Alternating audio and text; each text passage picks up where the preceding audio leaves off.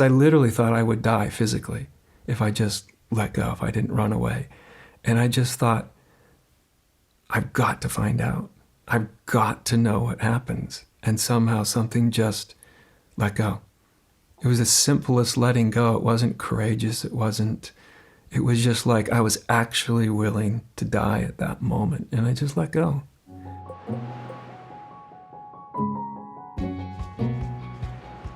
Tell our listeners a bit about your experience of spiritual awakening. Sure. I mean, for me, there was a couple of really significant moments. I'll just describe them as briefly as I can, but try to give you all the important points. The first one happened after some years of real strident seeking. Really trying to have a breakthrough, meditating a lot, hours and hours, and just really sort of hyper focused on it. And I got to a point where I just felt completely defeated. I'm sure many people listening to this have felt that at times, but I remember I sat down once and I was pushing myself so hard, in meditation to cut through my thoughts and to just sort of penetrate into something. I didn't even know what it was. But I sat down and sort of it all coalesced at one moment. And I just said to myself, as I was sitting there just about to meditate, I just can't do this anymore. I just can't. And at that moment, it was like a nuclear explosion went off inside of me. It was actually violent. It was a very violent experience in the sense that the energy I felt was just ripping me apart. And, my heart was beating extremely. I'd been an athlete. I know what a 200 beat heartbeat feels like. I was very acquainted. And I was way past that. And I really felt like my heart's going to explode. And so I was feeling just ripped apart by this energy. And a thought just came out of nowhere, just in the midst of this chaotic, violent kind of experience. Just a thought that I thought, if this is what it's going to take for me to be free, if I'm going to die today, if I just let go to this, because I literally thought I would die physically if I just let go, if I didn't run away. And I just thought, I've got to find out. I've got to know what happens. And somehow something just let go. It was the simplest letting go. It wasn't courageous. It was just like I was actually willing to die at that moment. And I just let go. And like in the snap of a finger, I was in a completely different dimension. There was no body, there was no mind, there was nothing to see, there was nothing to feel. There was literally nothing there. There was nothing there, there was no one there. That's probably as far as I wanted to describe, because the more I describe, the more image it makes. And it was the complete absence of all that. And yet somehow there was no fear. There was just a feeling of absolute freedom. And all the questions I'd struggled with, all the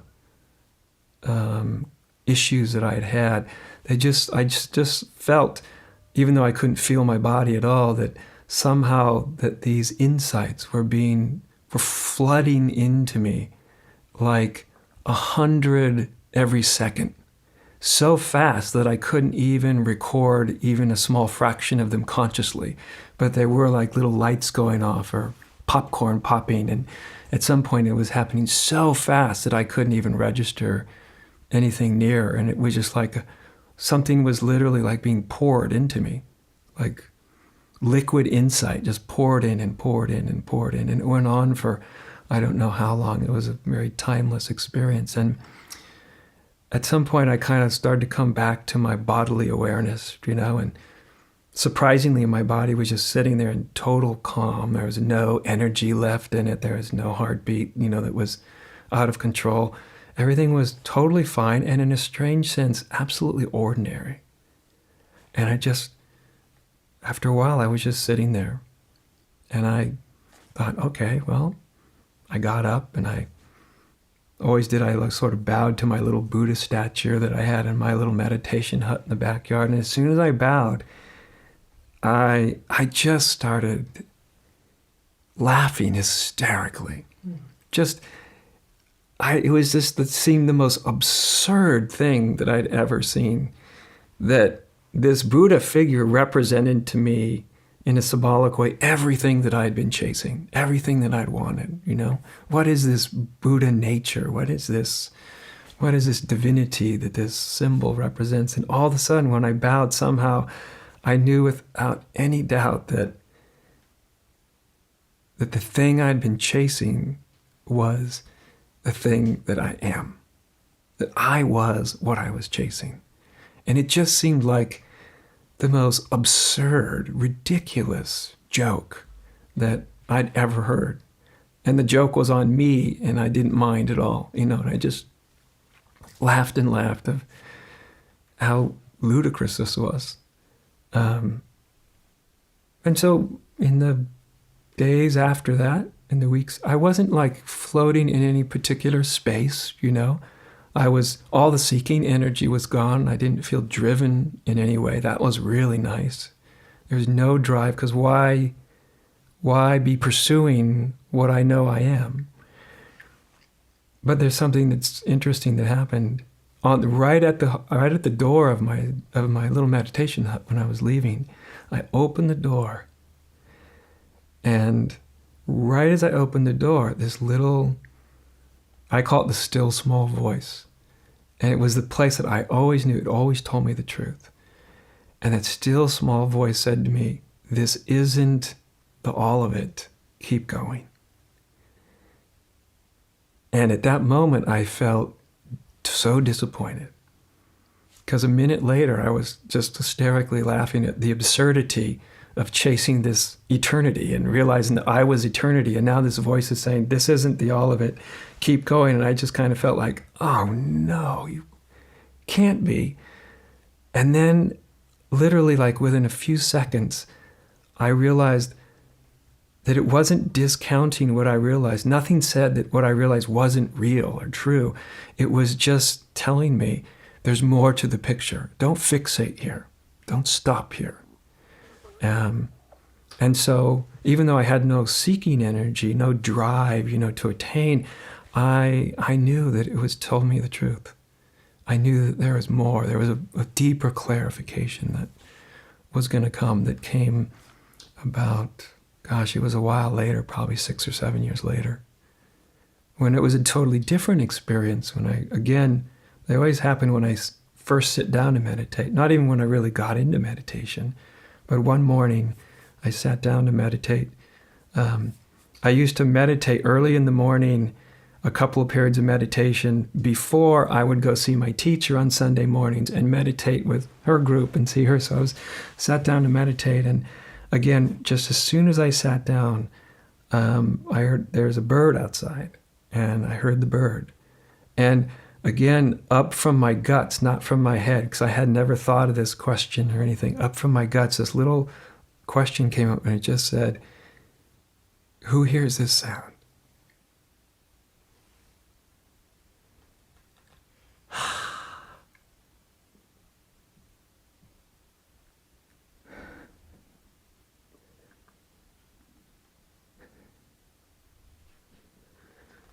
And all of a sudden, the bird call, the sound, and my hearing of the sound were all one event, just one thing. There wasn't me sitting on the chair, meditating, hearing a bird. There was just this one thing. And this was different, than what happened before. That was like getting blasted into total emptiness before. Transcendence. I was very much here. It was almost like that transcendent energy entered into human form, displayed itself as the world. And so once again, I sat there for a while, but there was the beauty of it, it was like this pure experience. There were even though now it's still emotional to me to describe it to you, as you can tell. But at that moment, there was no emotion to it. There was no byproduct. There was no bliss. There was no expansion. Which was beautiful because there was nothing to get in the way of seeing what the truth of it was, to have the absolute perception with no experiential byproduct, that I was going to try to hang on to later. It was just so pure and so simple and so immediate. And I got up after a while, once again, and I did what I do because I'm a very sort of practical person by nature, and so I got up and I just wanted to see if I wanted to test it, actually. Mm-hmm. And so I started to look at the most inanimate things I could. The little tiny refrigerator that at that time we lived in a 400 square foot cottage where a refrigerator was 2 feet tall. And I looked down at the refrigerator and sure enough, me and the refrigerator was one, and the perception of it was one happening. And I went all through the house and looking at that. I went into the bathroom. I literally looked at the toilet because I was literally kind of like testing it, can I find separation anywhere? And I went in the bedroom. I opened the bedroom door. Mukti was still asleep, my wife. And sure enough, it was just like there I was sleeping.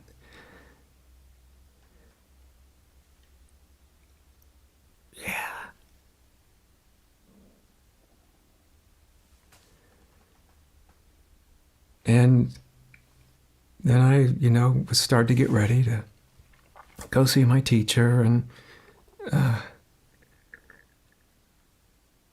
it was the feeling, though, was after I went in the bedroom and I came out in the little living room area, I'm kind of getting ready. The fascinating thing was that everything I did, every step across the floor, I felt like I'd just been born.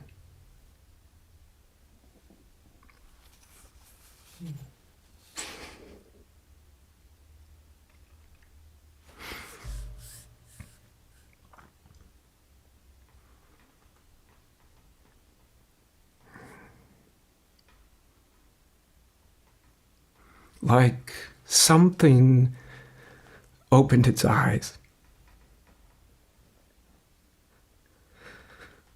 that had never been here. That's what it felt like. I'm not saying that that's what happened. That's a way of describing the experience. Like something was here for the very first time, and everything was for the first time. And yet it was wonderfully ordinary, just ordinary. There was no fireworks. And I went off and went to see my teacher and went about the day. And I didn't even bother to mention it to her for 2 or 3 months because it was so sufficient. I didn't need acknowledgement. I didn't need it to such an extent that it never even occurred to me to tell it to her. Until after about 2 or 3 months later, I thought, oh, it would be kind. It would be proper. That this thing that she tried to point me to over, all these years, that I would tell her about it. And that was the only impetus. And so I shared it with her, and and then went on about my day. And I mean, of course, as revelation goes, it's never left me. It doesn't got that sort of, wow, for the first time, I've never seen this feeling to it, because now I've been, existing within that for 20 years or something. Now it's become more ordinary, but as you can see, when I describe it, it's still of deep significance, and it's still always with me, and I'm often struck by, at many odd moments, that I'll feel like the first time for something, the first time of walking somewhere, or I'll be drinking and all of a sudden it's like I've never drank. It's just for the first time. But it's not like, it didn't have like the me going, ooh, wow, the first time, isn't this fantastic? Isn't this great? That's all there was. There wasn't a reflecting on it. It's all there was. So those are two, moments. The last one is very brief, that a year to the very day, which I always thought was the strange ways that life weaves together. Mukti's my wife, and she comes from an Irish family, and so they have Irish roots in Ireland, and I had this awakening I just described on St. Patrick's Day. Discover on-demand videos and docuseries, explore a full schedule of daily life classes, and become part of an incredible community. At Sounds True One, we invite you inward to find your way, your way.